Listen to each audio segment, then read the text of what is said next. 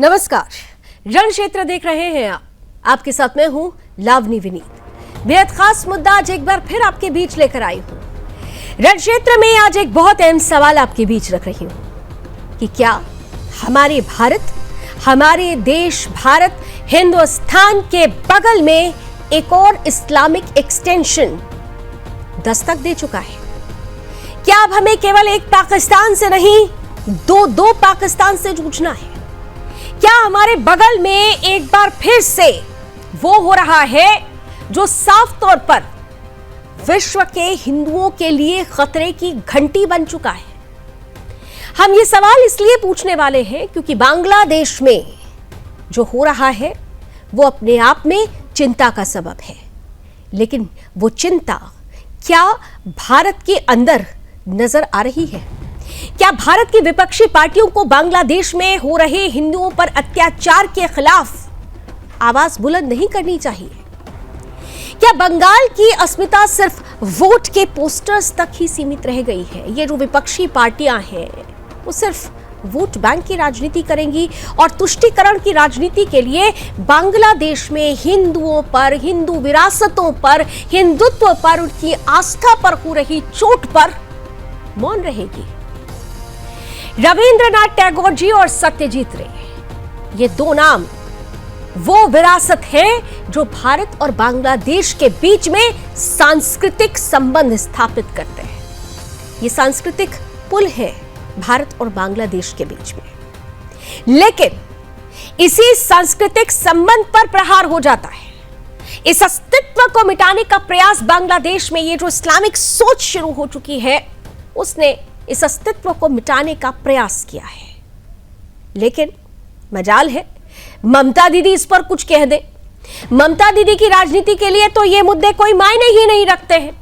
वो ममता दीदी जो मां माटी मानुस की बात करती हैं, जो बांग्लादेशी रोहिंग्या घुसपैठियों के लिए सड़क पर उतरकर बड़े बड़े मार्च कर देती हैं, लेकिन बांग्लादेश में हो रहे हिंदुओं पर अत्याचार पर मौन साध लेती है। उस वक्त बंगाली अस्मिता की ये लड़ाई कहां चली जाती है? बांग्लादेश में एक एक करके हिंदू प्रतीकों को नष्ट किया जा रहा है। पहले टैगोर का घर टूटा, बाद में सत्यजीत रे के धरोहर को यानी पूर्व लक्ष्मी भवन को भी ध्वस्त करने की कोशिश की गई। हालांकि यहां पर हमेशा की तरह राष्ट्र सर्वोपरि की भावना के साथ, वसुधैव कुटुंबकम की भावना के साथ सुदर्शन न्यूज ने सबसे पहले इस खबर को प्रमुखता से दिखाया और भारत सरकार से यह अपील की कि इस मसले पर भारत सरकार को जरूर हस्तक्षेप करना चाहिए। भारत सरकार ने हस्तक्षेप किया और अंततः सत्यजीत रे की धरोहर पर चल रहा बुलडोजर रोक दिया जाता है। हालांकि यहां पर भी देखिए बांग्लादेश सरकार, बांग्लादेश विदेश मंत्रालय की तरफ से क्या कहा गया कि ये तो सत्यजीत रे का घर नहीं था, ये तो उनके बगल में एक जमींदार का घर था जिसे सत्यजीत रे के पूर्वजों ने लिया था अपने कर्मचारियों के लिए। मतलब यहां पर भी जलेबी बनाने का प्रयास किया गया, लेकिन तोड़ा जा रहा था सत्यजीत रे से जुड़ी हुई यादों को ही।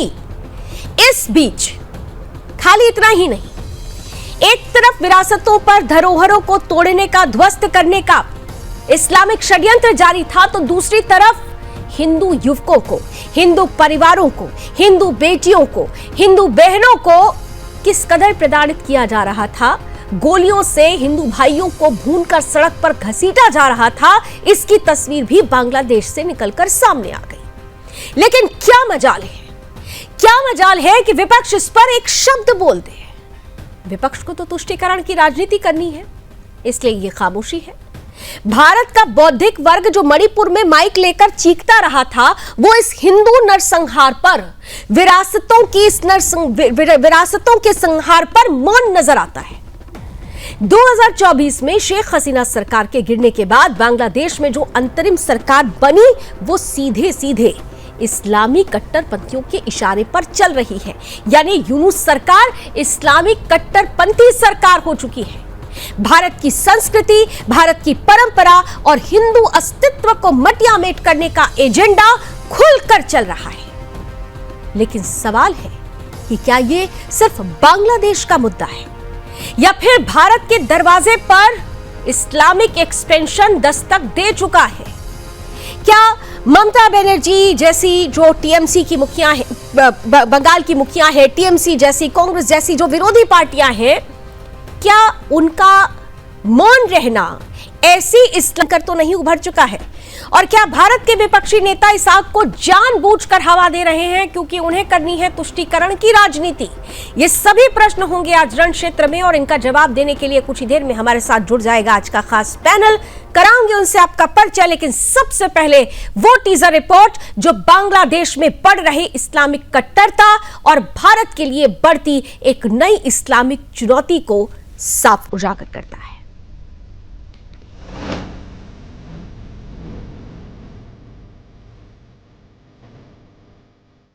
सत्यजीत रे सिर्फ एक फिल्मकार नहीं थे, वो बंगाली संस्कृति की आत्मा थे।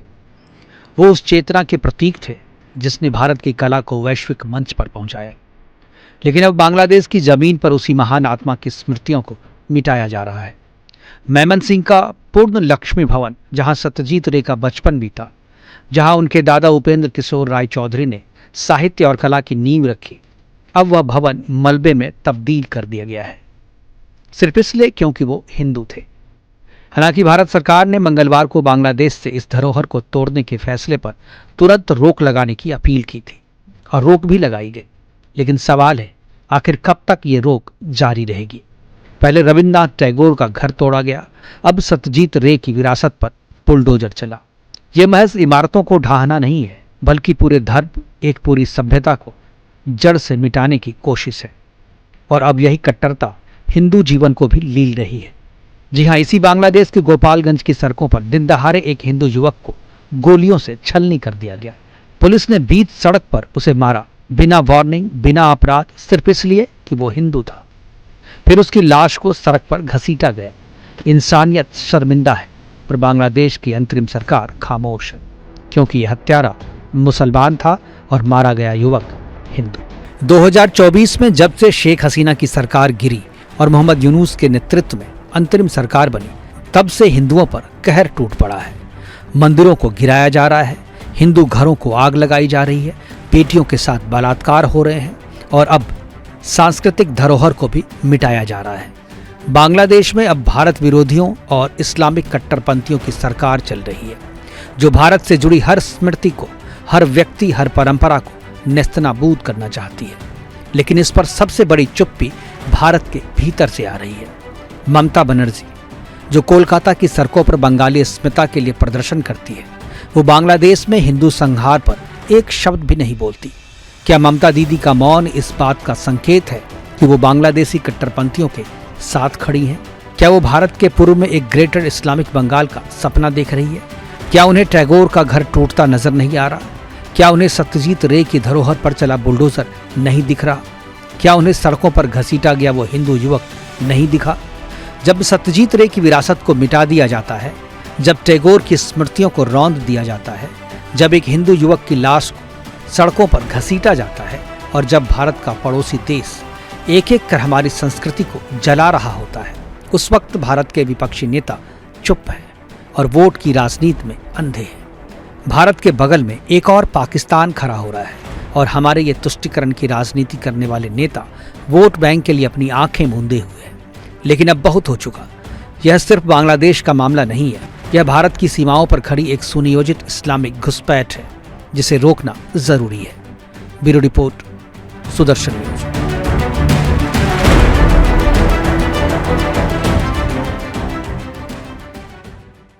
बांग्लादेश में ऐसे बहुत महापुरुष हैं जो बाद में उनका परिवार यहाँ गया, उनका पुश्तैनी मकान है, जायदाद है, मंदिर है, उसको कब्जा किया रहा है, उसको तोड़ा जा रहा है वहाँ के लोगों के द्वारा। ममता बनर्जी इतना बंगाली करती है, एक बार जाके देखे वहाँ, एक तो प्रतिवाद करो, दूसरा अपना सरकार का पैसा से उसको मोन्यूमेंट बना कर रखो कि लोग जाकर उसको देखेंगे, नहीं तो सबके साथ अपमान हो रहा है। ऐसे रविन्द्रनाथ ठाकुर से लेकर के कई महापुरुष हैं, सत्यजीत राय, हमारे राष्ट्रपति प्रणब बाबू भी थे, उनका भी पुश्तैनी मकान उधर था, सब अब लूट हो गया, सब जबरदस्ती हो गया, उसको खत्म कर दिया गया।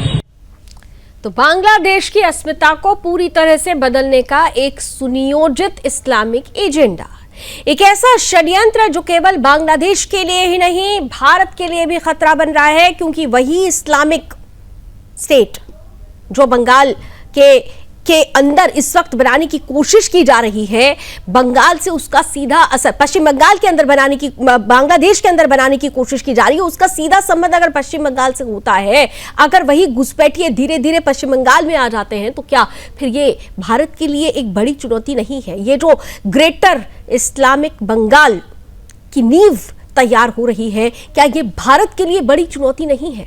आज इसी पर करने वाले हैं खुलकर बात। हमारे साथ इस पर खुलकर है सिद्धार्थ दबे जी भी हमारे साथ जुड़ चुके हैं। आपका भी सर बहुत बहुत स्वागत है।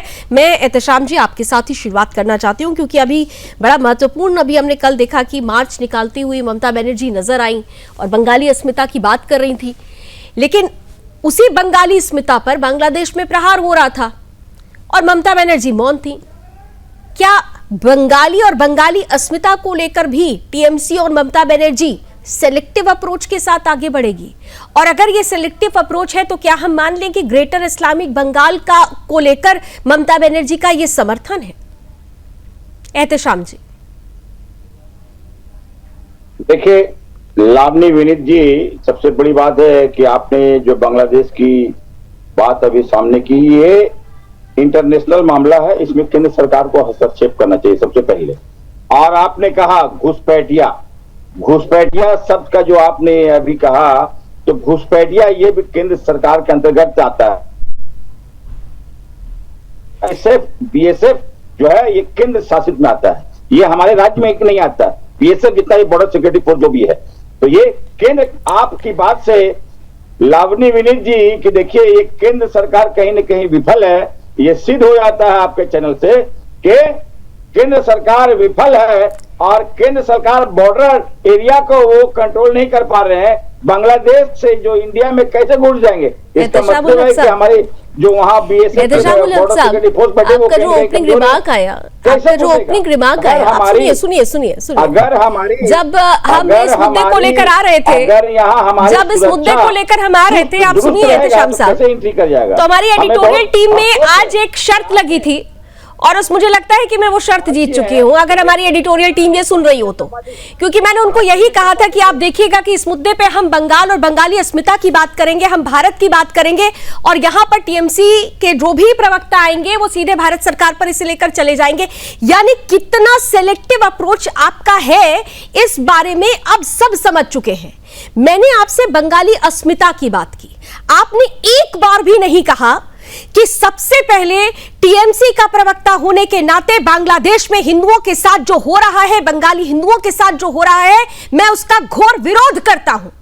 विरोध करने से पहले ही आपने भारत सरकार का विरोध करना शुरू कर दिया, उनकी जिम्मेदारियां गिनवानी शुरू कर दी। अरे साहब, पहले अपना स्टैंड क्लियर कीजिए। ममता बनर्जी की पार्टी जो मां, माटी, मानुस और बंगाली अस्मिता को लेकर कल सड़कों पर थी, तो क्या उनके लिए बंगाली सिर्फ वो घुसपैठिए हैं बंगाली जो किस तरह से हिंदुओं को प्रताड़ित कर रहे हैं? असली बंगाली के बारे में सत्यजीत रे की धरोहर, टैगोर जी की धरोहर, वो विरासत, हिंदुओं को वहां पर घसीट कर मारना, बेटियों के साथ खुलकर बलात्कार करना, मान रहेंगे ममता बनर्जी इस पर? लावनी जी, मैं आपको इस सवाल का दोबारा मैं फिर जवाब दे रहा हूं। हाँ दीजिए साहब।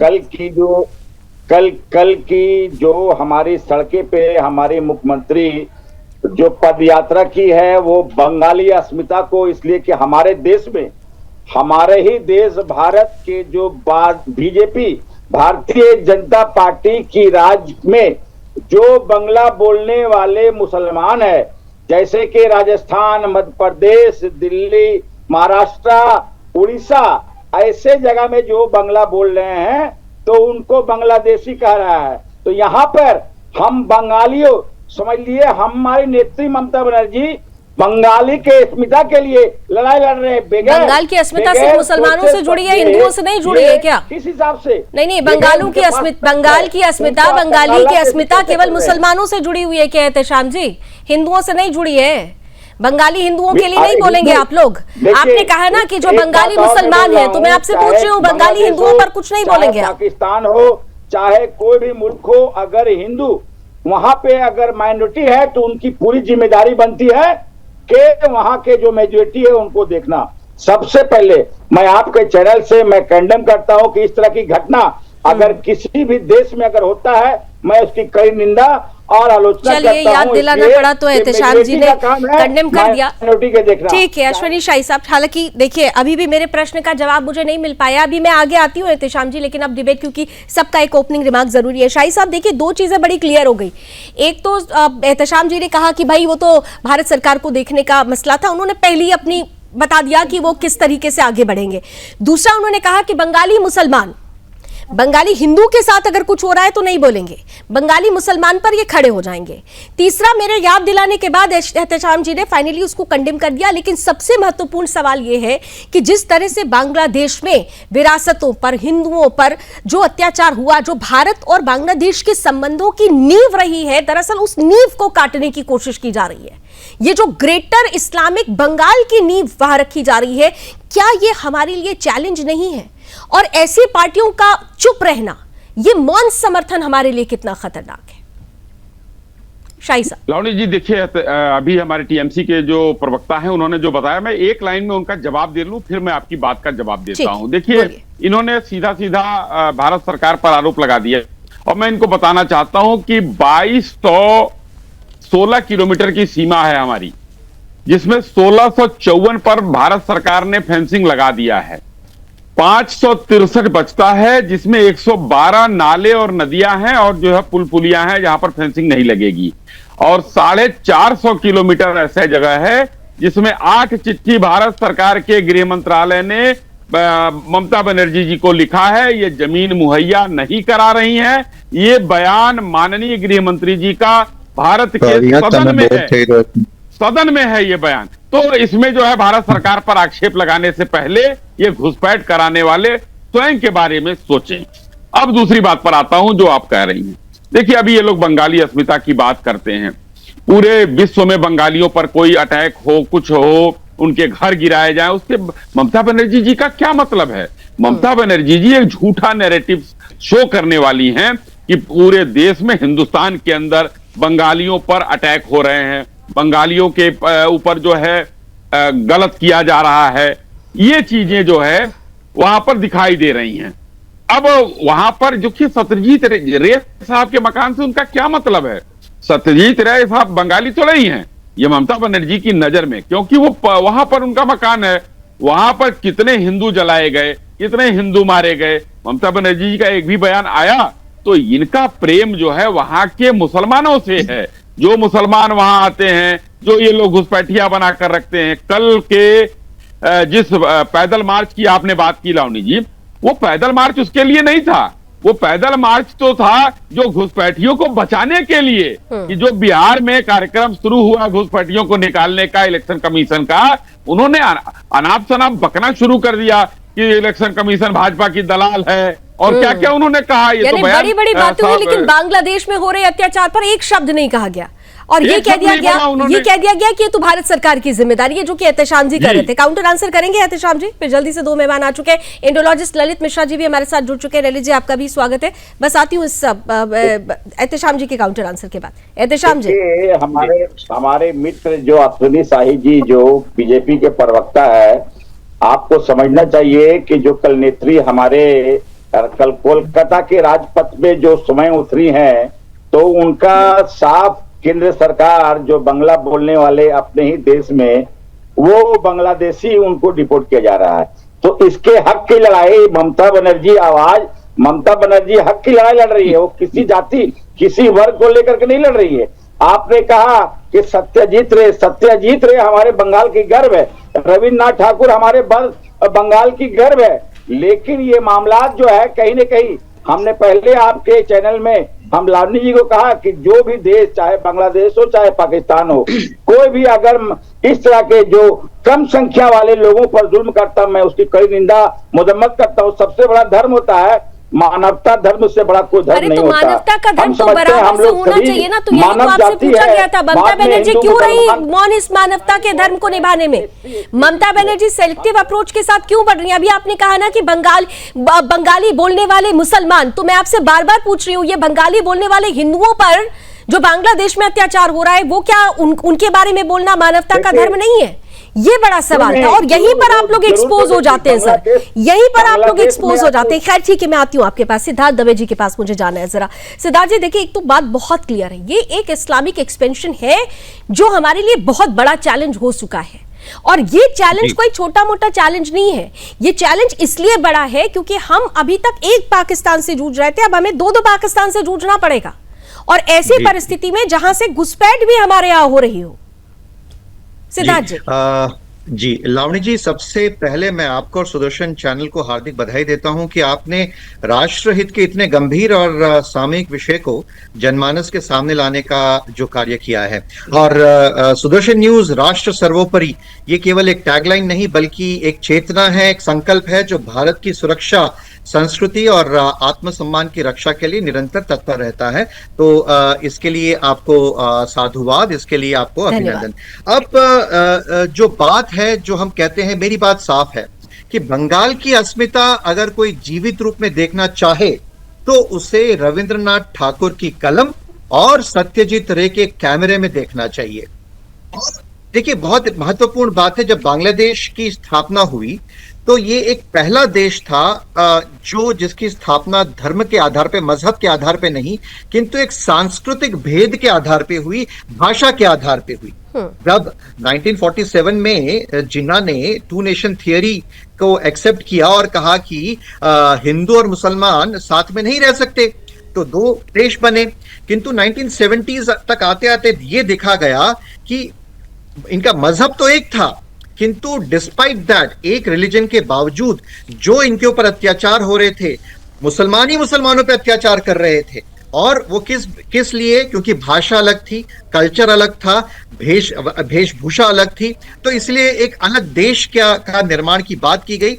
और उसके पीछे की जो मूलभूत तंत्र है, जो मूलभूत बात है, वो कल्चर रहा है। तो अब जबकि मैं देख रहा हूं कि एक छोटी सी राजनीति करने के लिए जो हमारे कुछ नेता हैं वो ये भूल रहे हैं कि जब हम बात करते हैं रविंद्रनाथ ठाकुर की या सत्यजीत रे की, ये बंगाल की अस्मिता है, ये भारत की अस्मिता है। और इसके साथ साथ में समग्र बंगाल के जितने भी जनमानस हैं उनके विचार इसके साथ जुड़े हैं। जहां तक रही बात बांग्लादेश की, तो अभी हमने देखा कि गोपालगंज में, जो कि प्रधानमंत्री शेख हसीना का गढ़ है, वहां पे किस तरह से खून से वो पूरे का पूरा गोपालगंज है वो लाल हो चुका है। और रैली के दौरान जो अवामी लीग के कार्यकर्ता उन्होंने विरोध किया और उससे हिंसा भड़की। पूरा परिप्रेक्ष्य अगर हम देखेंगे तो ये न सिर्फ अल्पसंख्यकों के दमन की बात है, न सिर्फ एक भाषा के ऊपर एक अतिक्रमण की बात है। देखिए, छोटी छोटी बातें होती है। अगर अभी आप नोटिस करेंगे कि बांग्लादेश में अभी करेंसी की बहुत बड़ी किल्लत हो रही है। वहां पे जो उनकी करेंसी है, सेंट्रल बैंक ने कहा है कि वहां पे उनकी करेंसी ही नहीं है। क्यों? क्योंकि जो शेख मुजीबुर रहमान के फोटोग्राफ वाली जो करेंसी नोट्स हैं, इसको बैन कर दिया गया है। जब तक नई नोट्स छप के ना आए तब तक जो एग्जिस्टिंग करेंसी है वो चलन में भी नहीं आ सकती है। कहने का तात्पर्य ये है, ये एक ऐसी मानसिकता है जो कि बहुत ही ज्यादा एक कुंठित मानसिकता है, एक बहुत ही ज्यादा एक संकुचित मानसिकता है। क्या भारत और इसके साथ साथ में जो उनका सिस्टर एक सांस्कृतिक और हर तरह से एक भाषा की एक संबंध रहा है, वो पश्चिम बंगाल का रहा है। तो मैं समझता हूं पश्चिम बंगाल के नेता, स्पेशली ममता बनर्जी, जैसे आपने बताया कि वो मिट्टी मानुष और उसकी बात करती हैं, तो वो तो बहुत प्रखरता से उनको बोलना चाहिए था। और एक बात मैं बोल के अपना बात को खत्म करता हूं। जैसे एक वक्ता ने कहा कि बॉर्डर सिक्योरिटी फोर्स और उसको चौकन्ना रहना चाहिए। आधार कार्ड कौन देता है? वो तो डीएम के सिग्नेचर और डिस्ट्रिक्ट मजिस्ट्रेट की सिग्नेचर और उसके हस्तखत और जो एसडीएम है उन्हीं के द्वारा होता है। एसडीएम और डीएम जो है या बीडीओ है वो किसके हस्तक में है? वो तो राज्य सरकार के हस्तक में है। ये बात गलत है कि पासिंग ऑन द बक, कि मेरी जवाबदारी नहीं है, तो किसी और की जवाबदारी है, इससे ऊपर उठना होगा। बिल्कुल आपने ठीक कहा, लेकिन उससे भी इंपॉर्टेंट अगर हम देखें तो अश्विनी शाही साहब, ये वही टीएमसी है जो सीए और एनआरसी का विरोध करती है। और ये समझना चाहिए था कि सीए क्यों लाया जा रहा था। एनआरसी क्यों जरूरी है, ये वही लोग हैं। यानी ये बार बार एक तरफ तो ये बैठ के कहेंगे जी हमने विरोध कर दिया, एहतेशाम जी को याद दिलाना पड़ा तो उन्होंने कंडेम कर दिया, लेकिन इसका जो मूल समस्या और उस समस्या का समाधान है, जब समस्या पर बात करेंगे तो ये आपको कोसने लगेंगे, जब समाधान पर बात करेंगे तो कहेंगे ये मुसलमानों के हक पर हकमारी है। तो कहीं से भी ये समझ में नहीं आता कि ये वाकई बांग्लादेश के हिंदुओं के साथ है या नहीं है, ये उस विरासत के साथ है या नहीं है जिस विरासत के लिए पूरी दुनिया में सनातनी लड़ रहे हैं इस वक्त। लावनी जी देखिए, बांग्लादेश तो दूसरा देश, पड़ोसी देश है हमारा। ये बंगाल के हिंदुओं के साथ नहीं है ममता जी। मैं उसका 2-3 उदाहरण देता हूं। कुछ सरकारी शिक्षक बर्खास्त किए गए, उनके ऊपर कोई उन्होंने मतलब वो नहीं किया कि वो बंगाली नहीं थे, बंगाली बोलने वाले थे। दूसरी बात मैं करना चाहता हूं, अत्रि भट्टाचार्य जो है आईएएस अफसर और सुब्रत गुप्ता वहां के आईएएस अफसर हैं, इन लोगों को मुख्य सचिव न बनाकर बाहरी को बनाया गया क्योंकि ये हिंदू थे, ये बंगाली नहीं थे। ये दोनों भट्टाचार्य हिंदू हैं, बंगाली हैं, वहां ब्राह्मण है शायद। आईपीएस संजय मुखोपाध्याय को डीजीपी नहीं बनाकर बाहरी को बनाया जाता है।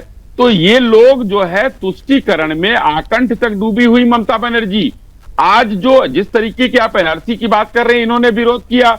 आज स्पष्ट रूप से मैंने अपने पहले वक्तव्य में कहा कि इनको दहशत उसका है कि जो इन लोगों ने अभी मुर्शिदाबाद में एक आधार बनाने की फैक्ट्री पकड़ी गई। अभी हमारे पहले जो सज्जन बोल रहे थे आधार की डीएम का, वो लगता है नहीं, वहां पर कौन गिरफ्तार हुआ है? इमामुल शेख और नियात शेख गिरफ्तार हुए हैं। ये बताइए, ये बीएसएफ वालों ने पकड़ लिया वहां जाकर। वो आधार बनाने की फैक्ट्री लगाए हुए थे, आधार ही छाप रहे थे, लेकिन उस पर कुछ नहीं बोला जाएगा, लेकिन उस पर ये कोई कुछ नहीं बोलेंगे।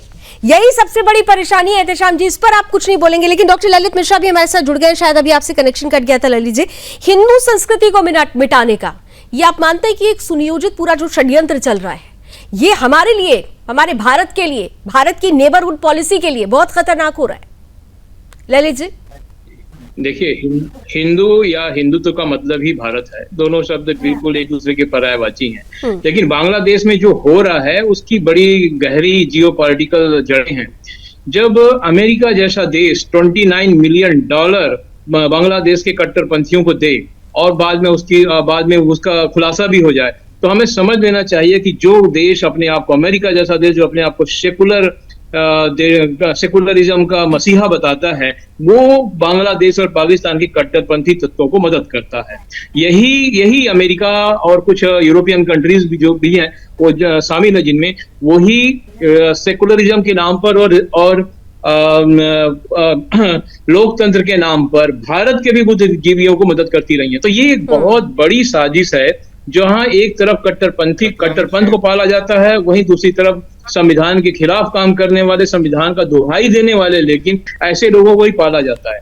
तो भारत के सभी लोगों को, चाहे वो बंगाल के नेता हो, चाहे वो ममता बनर्जी हो, या कोई हिंदुत्ववादी नेता हो, या किसी भी पार्टी के नेता हो, उन्हें ये गहरी साजिश को पूरी तरह समझना पड़ेगा, नहीं तो भारत को पूरी तरह से समझेगी कैसे? ये पार्टियां उसी साजिश पर तो अपनी राजनीति करती हैं, उसी पर तो वोट बैंक बनता है, तो फिर ये बोलेंगे क्यों? सवाल ये सबसे बड़ा है ललित जी। देखिए, अब बंगाल के लोगों को ये जानना पड़ेगा कि जो अखंड भारत की कल्पना है, ये बंगाल से ही उपजी है और बाद में महाराष्ट्र तक फैली हुई है। रविन्द्रनाथ टैगोर इस योजना के, अखंड भारत की योजना के शिल्पकारों में से एक थे। बहुत कम लोगों को पता है। उनका बहुत बड़ा डॉक्यूमेंट छपा हुआ है, बड़ा लिटरेचर उन्होंने तैयार किया अखंड भारत पर। वही अखंड भारत आज पर प्रश्न चिन्ह लगाए जाते हैं, आज पश्चिम बंगाल की राजनीति में ही। तो बांग्लादेश में देखिए, जब से सरकार बदली है, जब से तख्ता पलट हुआ, तब से आज तक करीब 3000 से ज्यादा दंगे हो चुके हैं। लेकिन पश्चिम बंगाल की राजनीति, चाहे वो कांग्रेस हो, चाहे ममता बनर्जी हो, इन्होंने कभी उसका विरोध नहीं किया। ये सबसे बड़ा दुखद है, क्योंकि बांग्लादेश पर जब बंगाल के लोग ही दबाव नहीं बनाएंगे, तो फिर शेष भारत के लोग क्या करेंगे? बिल्कुल, सबसे बड़ा सवाल ये है। और आपने बिल्कुल सही कहा कि अखंड भारत, लेकिन अखंड भारत की संकल्पना को जो हम समझते हैं, क्या ममता बनर्जी या राहुल गांधी सरी के नेता समझते हैं, ये बड़ा इंपॉर्टेंट हो जाता है। एहतेशाम उल हक साहब, मानते हैं आप ये अखंड भारत की संकल्पना पर ही प्रहार है? ये अखंड भारत, इसका मतलब समझते हैं आप? सबसे पहले मैं 2 आदमी का जवाब देना चाहता हूं। सबसे पहले इंडोलॉजिस्ट हमारे डॉक्टर ललित मिश्रा जी बहुत सही बात कहे, मैं उनकी बात का बहुत स्वागत करता हूं। उन्होंने साफ लफ्जों में आपके सुदर्शन चैनल में कहा कि बांग्लादेश पाकिस्तान को अमेरिका मदद कर रहा, बहुत सही कहा उन्होंने। मैं उनकी बात की सराहना करता हूं। उन्होंने जिस हिसाब से कहा कि बांग्लादेश और पाकिस्तान को सपोर्ट करने में जो आर्थिक मदद दे रही है वो अमेरिका दे रही है, और अमेरिका हमारे नरेंद्र मोदी जी की खास दोस्त है। जो हमारे जो मित्र सबसे ज्यादा भी करीबी है वो हमारे समझ लिए कि अमेरिका के प्रधानमंत्री हमारे मोदी जी के बहुत करीब है। मुझे बहुत बहुत सही बात है। उन्होंने कहा कि अब की बार ट्रंप सरकार, तो ये बात समझना चाहिए हमारे मोदी जी को कि पाकिस्तान की मदद भी कर रहे हैं और बांग्लादेश की मदद कर रहे हैं। आपके चैनल में इन्होंने साफ लफ्जों में कहा, ये बात का हमें मैं ये बोल रहा हूं कि बहुत अच्छी बात कहें। मैं भी इसका करना चाहता हूं कि अमेरिका जो मदद पाकिस्तान का कर रहा है और बांग्लादेश का कर रहा है, इससे कहीं ना कहीं बढ़ावा वहां मिल रहा है। दूसरी बात हमारे सिद्धार्थ दुबे जी ने कहा, सिद्धार्थ दुबे जी ने कहा कि जब आजादी जब हो रही थी तो उस टाइम में जिन्ना साहब ने कहा कि मुसलमान और हिंदू एक साथ में नहीं रहे। ये सिद्धार्थ जी का कहना है। ये जिन्ना साहब क्या कहे तो उस टाइम में जो बंटवारा हुआ हिंदुस्तान और पाकिस्तान के इस दो तरफ में बटा, लेकिन मौलाना अबुल कलाम ने दिल्ली के जामा मस्जिद के सीढ़ियों से जो हमारे तमाम मुसलमान यहाँ मौजूद थे उनको कहा कि ऐ लोगों, ऐ मुसलमानों, कहाँ जा रहे हो? यही हमारा मुल्क है, यही हमारा देश है। हमारा सबसे पसंद हुआ भारत को हम लोगों ने चुना। भारत ये हमारा चॉइस, बाय चॉइस समझ लिया हम लोग। अरे आपने चुना तो भारत ने भी तो आपको उस चुनाव का वो परिणाम दिया, उसका फल आपको ये मिला कि आप 2% से आज 25% पर आ गए। और धर्म के नाम पर बना हुआ पाकिस्तान, जहां पर हिंदुओं की आबादी जब किसी समय में 15-16% थी, आज 1.2% रह गई है। साहब, आप लोगों को तो इसका धन्यवाद देना चाहिए, भारत के लोगों को आपको धन्यवाद देना चाहिए, भारत के हिंदुओं को, यहाँ के बहुसंख्यकों को, कि आपको हमने चुना। लेकिन आपने उसी चुनाव को, उसी चयन को आज किस कदर हाशिए पर लाकर रख दिया है, इसका उदाहरण लव जिहाद, लैंड जिहाद, धर्मांतरण, हर चीज से मिल जाता है। सिद्धार्थ दुबे जी, देखिए बड़ा इंपॉर्टेंट ये बात, मैं शाही साहब मैं आपके पास आती हूँ क्योंकि आपका जवाब थोड़ा पॉलिटिकल होगा और मैं चाहती भी हूँ कि भारत सरकार का पक्ष आप रखें, लेकिन उससे पहले सिद्धार्थ जी और ललित जी के पास में जाना चाहती हूँ। सिद्धार्थ जी देखिए, दो बातें एहतिशाम जी ने कह दी। एक बात तो उन्होंने ये कहा कि भाई वो अमेरिका इस पे समर्थन कर रहा है, हम इसका विरोध करते हैं, लेकिन यहां पर ये नहीं बोल पाई कि अभी कुछ दिन पहले ही ममता बनर्जी ने किस तरीके से यूके पहुंचकर कहा कि आई लव यूके। वो विरासत, वो संस्कृति किस तरीके से हम पर हावी हुई है, उसको उन्होंने साइडलाइन कर दिया। और किस तरह से अभी उन्होंने एक स्टेटमेंट दिया था, सेलेक्टिव अप्रोच की बात हो रही है। दूसरी बात, उन्होंने अब्दुल कलाम साहब की बात की, लेकिन जिन्ना को एकदम इजीली कट ऑफ कर गए और जिन्ना की सोच को आत्मसात कर रखा है। जिन्ना के नाम को उन्होंने कट कर दिया, सोच को लेकर रखा हुआ है। बिल्कुल बिल्कुल लावणी जी देखिए, आज जो कुछ बंगाल में हो रहा है वह केवल राजनीतिक उथल पुथल नहीं है, बल्कि एक सुनियोजित, एक सांस्कृतिक नरसंहार है। I would call this as cultural genocide. जब दुर्गा पूजा पर रोक लगाने की बात होती है, जब मंदिरों में तोड़फोड़ होती है, जब बांग्ला भाषा को अरबी और उर्दू के शब्दों से विस्थापित किया जाता है, तो समझ लीजिए यह केवल हमला नहीं है, एक साजिश है। जिस धरती ने लावणी जी रविंद्रनाथ ठाकुर, चैतन्य महाप्रभु, रामकृष्ण परमहंस और विवेकानंद को जन्म दिया, वहां आज असली खतरा बाहरी नहीं है, वहां पे असली खतरा भीतर में बैठे मौन सहमति देने वाले लोगों से है। मैं फिर से रिपीट कर रहा हूं, खतरा जो है वो बाहरी नहीं है, वो ये जो मौन सहमति दे रहे हैं, एक साइलेंट एक्सेप्टेंस दे रहे हैं, उनसे है। और अगर हमने आज हिंदू, भारतीय और बांग्ला संस्कृति के संकट को नहीं रोका, तो एक दिन हमें अपने ही घर में अपनी पहचान साबित करनी पड़ेगी। This is an identity crisis, this is civilisational crisis. Lavani ji, रही बात आपके दर्शकों को ये बताना कि दर्शक सब जानते हैं किस तरह से दोनों देशों का विभाजन हुआ, two nation theory which was based on religion. ये कहा गया, मैं फिर से रिपीट कर रहा हूं, जिन्ना ने ये कहा कि हिंदू और मुसलमान एक साथ शांतिपूर्ण तरीके से नहीं रह रहे हैं। और इसका उदाहरण देखिए, पाकिस्तान में और बांग्लादेश में हिंदुओं की जनसंख्या किस तरह से एक सुनियोजित तरीके से घटती गई और आज वो हाशिए पे है। और इसी के विपरीत आप भारत में देखिए, भारत आज धर्मनिरपेक्ष या सेक्युलर केवल और केवल इसलिए है क्योंकि हिंदू बहुसंख्यक है। बिल्कुल। आज जम्मू कश्मीर की हालत देखिए, आज उन सब राज्यों की हालत देखिए जहां पे जिन जिलों की हालत देखिए जहां पे मुस्लिम जो है वो बहुसंख्यक हो रहे हैं, वहां पे ऑलमोस्ट शरिया कानून लगने की तैयारी में है। ऐसा वहां पे माहौल बना है। हमारे ही देश में हम राष्ट्रीय राजधानी में रहते हैं, राष्ट्रीय राजधानी की अगर बात कर लिए जाए तो कई बहुत सारे नो गो एरियाज हैं और वहां पर हिंदू नहीं जा सकते, उनका अपना एक कानून चलता है, अलग अलग तरीके से चीजें हैं। लेकिन यहाँ पर अश्विनी जी आपके पास आ रही हूँ, फिर ललित जी आपके पास आ रही हूँ। देखिए, भारत सरकार पर बड़े आसानी से चीजों को डाल दिया जाता है, लेकिन जिम्मेदारी केवल भारत सरकार की नहीं है, जिम्मेदारी समेकित रूप से होनी चाहिए। और अगर भारत सरकार पर यह जिम्मेदारी डाल रहे हैं तो एक आरोप भी लगाया जाता है, ये कहा जाता है कि भारत सरकार अपनी नेबरहुड पॉलिसी उसको कहीं ना कहीं से डाइल्यूट करती जा रही है, जिस मुद्दे पर प्रखरता के साथ बोलना चाहिए उस पर वो प्रखरता नजर नहीं आती है। क्या आप इस आरोप से सहमत हैं अश्विनी जी? जी जी जी लावनी जी, देखिए भारत सरकार ने अपना जो काम किया है, चाहे भारत सरकार की विदेश नीति हो, चाहे भारत सरकार की आंतरिक अपनी व्यवस्थाएं हों, भारत सरकार हर जो पीछे से इन लोगों ने जितना विरोध करना था, जितना इन लोगों ने बाजा बजाना था बजाया। अभी जिस तरीके से आपने यूके के बारे में कहा, ममता बनर्जी जी का, बंगाल के बारे में क्यों नहीं एक बयान आया उनका? वहां तो आई लव यूके कर सकती हैं, लेकिन यहां पर यह नहीं कर सकती हैं कि हिंदुओं के साथ गलत हो रहा है और हम हिंदुओं के साथ खड़े हैं वहां पर। अगर भारत सरकार से एक बार इन्होंने कह दिया भारत सरकार उसकी मदद करे, काम खत्म हो गया। अरे कुछ तो करना चाहिए इनको, लेकिन वो नहीं करेंगे क्योंकि इनको एनआरसी जब नहीं आई होती है, एनआरसी का ड्राफ्ट भी नहीं तैयार होता है, तो एनआरसी का एक हवा और डर फैलाना रहता है। सीएए का इन लोगों ने डर फैलाया कि नागरिकता चली जाएगी। मैं पूछना चाहता हूं कितने लोगों की नागरिकता गई, लेकिन इन लोगों ने पूरे देश में बलवा काटा है। मुर्शिदाबाद में क्या स्थिति हुई? एक सवाल में बहुत तीखा होगा क्योंकि मेरे लिए आप लोग पॉलिटिकल पार्टीज हैं, पॉलिटिक्स करके आप बातें कर लेते हैं, लेकिन जब हिंदुत्व की बात आती है, एनआरसी को लेकर अभी तक पश्चिम बंगाल में कोई नोटिफिकेशन नहीं जारी किया गया। Who has stopped you? आपको किसने रोका है? क्यों नहीं अभी तक नोटिफिकेशन जारी किया? सवाल आपका बहुत बढ़िया है और इसको हम तीखा नहीं मानते हैं, क्योंकि अगर कोई सरकार इतने मजबूत मन से कोई काम कर रही है तो आपको अपेक्षा होना लाजिमी है। और आपने देखा, हमने सीए लागू किया, हमने यूसीसी का काम कर लिया, हमने 370 हटाने की बात कर दी, हम जो भी काम कर रहे हैं मजबूती से अपने सभी वादों को निभा रहे हैं। तो आपको ये अपेक्षा होनी चाहिए कि हम एनआरसी का भी काम करेंगे, लेकिन उसका भी समय आने दीजिए। एनआरसी हम जरूर करेंगे, एनआरसी जो है जरूर होगी, आप चिंता नहीं कीजिए लावनी जी।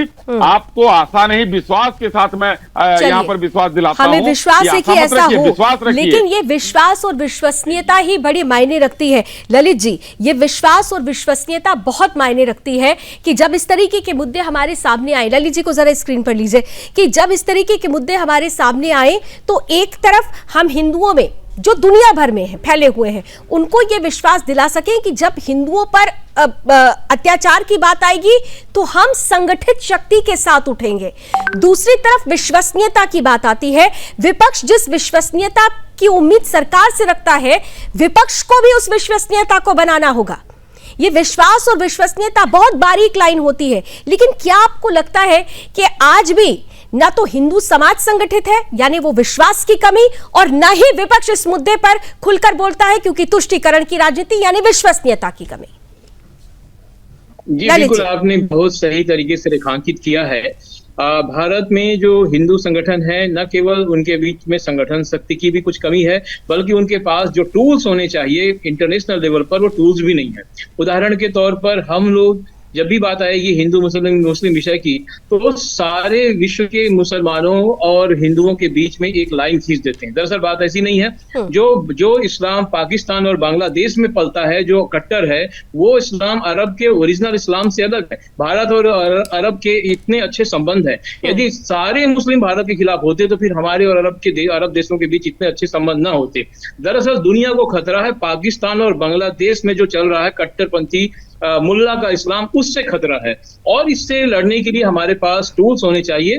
2 टूल मैं आपको बताता हूं, जो है वो है अब्राहम चार्टर, जिसके आधार पर अरब और इजराइल और अमेरिका के बीच में गठबंधन बना हुआ है। ये जो अब्राहम चार्टर है, इसका बहुत अच्छे से प्रयोग करना हमारे देश के नेताओं को आना चाहिए। और साथ ही मक्का चार्टर के द्वारा जो है अरब की जो विदेश नीति तय होती है, तो उसी विदेश नीति के फॉर्मेट में हमें भी अपने आप को उचित स्थान पर रखकर बांग्लादेश और पाकिस्तान के खिलाफ नीति बनानी चाहिए। जैसे जिस प्रकार से संतुलन अरब देशों में किया गया मक्का चार्टर के द्वारा, उसका समुचित औजार की तरह हमें उपयोग करना पड़ेगा। हम उम्मीद करते हैं कि भारत सरकार इस दिशा में जरूर कदम उठाएगी। एक सार्थक चर्चा के साथ ही इस डिबेट को यहाँ खत्म करूंगी, क्योंकि समय मुझे इतनी ही अनुमति देता है, लेकिन इस उम्मीद के साथ कि सरकार के साथ साथ विपक्ष भी, और खासतौर से बंगाल यानी मां माटी मानुस की बात करने वाली ममता बनर्जी, पश्चिम बंगाल की मुखिया, वो निश्चित रूप से बांग्लादेश में हिंदुओं पर हो रहे अत्याचार पर एक आवाज तो जरूर बुलंद करेंगे। उस आवाज की उम्मीद और इसी उम्मीद के साथ रंजित में भी बस इतना ही। देश और दुनिया की तमाम खबरों के लिए आप जुड़े रहिए